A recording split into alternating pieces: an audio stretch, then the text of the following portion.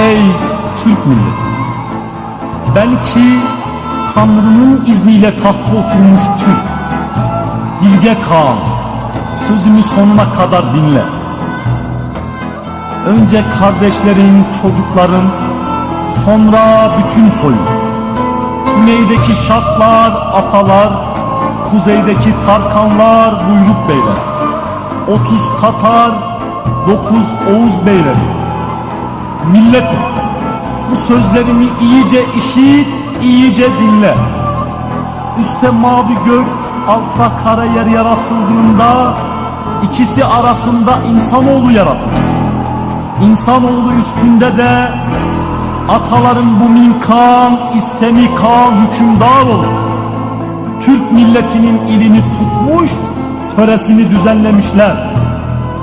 Ordu yürütüp dört bir yandaki başlıya baş eğdirmiş, dizliye diz çöktürmüşler. Çin milleti ile komşu olmuş. Altını, gümüşü, ipekliği sıkıntısızca veren Çinlinin sözü tatlı, ipeklisi yumuşakmış.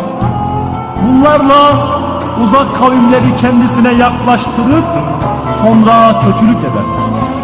Bilge kişiyi, yiğit kişiyi sevmez, yürütmezmiş. Türk milleti varlığa, tokluğa ve rahata alışıksın. Böyle olduğu için boş ve tatlı sözlere kanıp Kaan'ının, beyinin sözünü beklemeden her yere gittin. Aldandın, aldatıldın. Böyle olunca oralarda hep mahvoldun.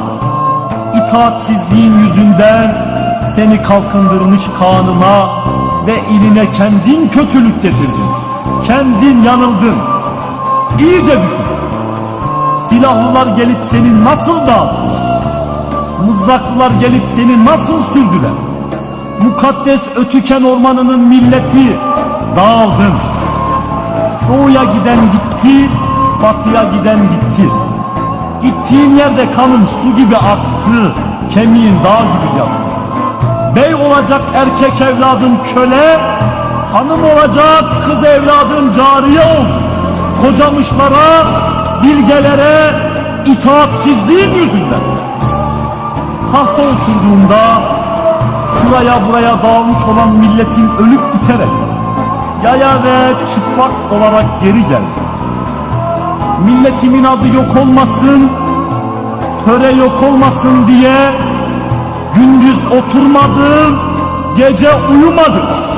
Gözden yaş gelse önleyerek, gönülden çığlık gelse geri çevirerek düşündüm. İyice düşündüm. Milletimi kalkındırayım, besleyeyim diye kuzeye, güneye ve doğuya 12 büyük sefer yaptım. Savaştım. Ondan sonra Tanrı bağışlasın, talihim ve kısmetim var olduğu için Ötüken'i ilk tuttum. Açları doyurdum, çıplakları giydirdim. Yoksul milleti zengin kıldım. Az milleti çoğalttım. Artık kötülük yok.